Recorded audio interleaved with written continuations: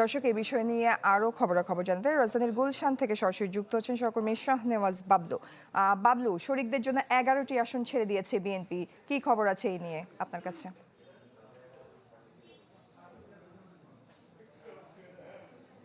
যে 11টি নয় 10টি আসন ছেড়েছে বিএনপি। আজকে বিএনপি মহাসচিব মির্জা ফখরুল ইসলাম আলমগীর বেলা 1টার দিকে গুলশানের যে দলীয় চেয়ারপারসনের যে দলীয় কার্যালয় সেখানে সংবাদ সম্মেলনে ঘোষণা করেছেন সারা দেশে ইতিমধ্যে বলা যায় জোটের জন্য 8টি আসন এবং জোট সঙ্গী যারা ছিল এর মধ্যে 2টি দল তারা নিজের দল থেকে পদত্যাগ করে বিএনপিতে যোগদান করে ধানের শীষ প্রতীকে নির্বাচন করবেন। এর মধ্যে রয়েছেন কুমিল্লা 7 আসন, বিশেষ করে চান্দিনা আসন থেকে যিনি বিগত সময়ে এলডিপির মহাসচিব হিসেবে পদপ্রার্থী ছিলেন, সেখান থেকে তিনি এবার দলীয় প্রতীক বিএনপির দলীয় প্রতীকে নির্বাচন করবেন। এছাড়া ববি হাজ্জাদ যিনি এনডিএম এর প্রেসিডেন্ট রয়েছেন, তিনি দল থেকে পদত্যাগ করে বিএনপি মহাসচিব যেটা জানিয়েছেন বিএনপিতে যোগদান করে ঢাকা 13 আসন থেকে নির্বাচন করবেন।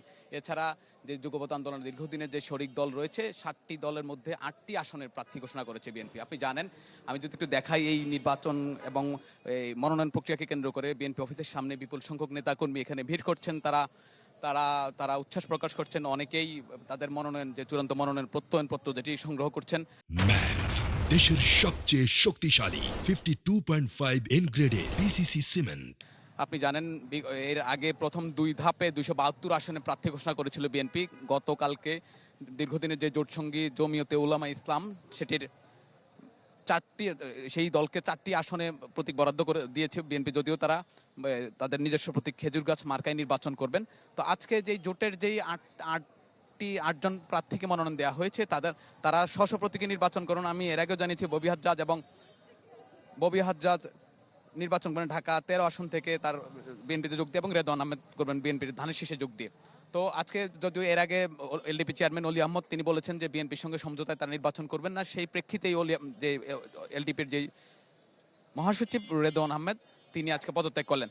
তো আজকে আমি যদি বলি তো বিএনপি এছাড়াও আরও যে বাকি আসনগুলো রয়েছে হয়তো শিগগিরই তারা তাদের যে শরিক দলগুলো রয়েছে তাদের সঙ্গে সমঝোতা করে প্রার্থী ঘোষণা করবেন। এছাড়া যেই সব জায়গায় দলীয় কোন দল রয়েছে সেটি মিটমাট করার চেষ্টা করবেন। কিন্তু বিএনপির পক্ষ থেকে বারবার বলা হচ্ছে দলের ভারপ্রাপ্ত চেয়ারম্যান যেহেতু আগামীকালকে দেশে আসবেন, দেশে আসার আগেই মূলত তাদের যে আগামী যে প্রার্থীর যে মনোনয়ন প্রক্রিয়ার যে জটিলতা সেটি শেষ করে তারা তাদের পরবর্তী কার্যক্রম পরিচালনা করবেন। জয়ী।